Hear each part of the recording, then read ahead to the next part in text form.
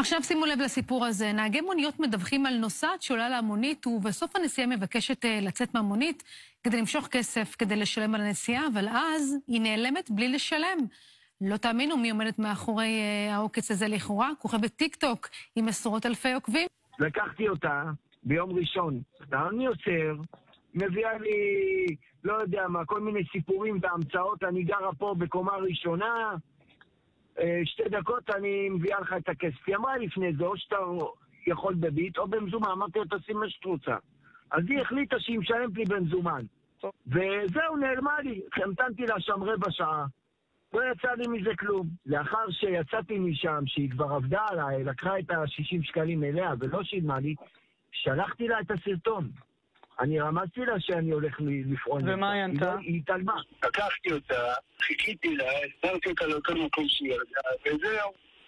היא אמרה לי, אני אעביר לך בביט כמה דקות, רגע, אני אתן לי את זה, וככה זה נשאר. ואז היא נעלמה? ולא העבירה, כן.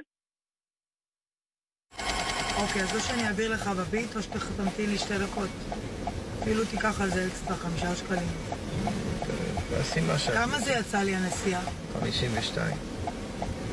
אז תמתין לי, אני גרה קומה ראשונה.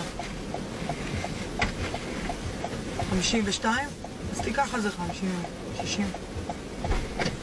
2 דקות, אני אעשה צ'יפ.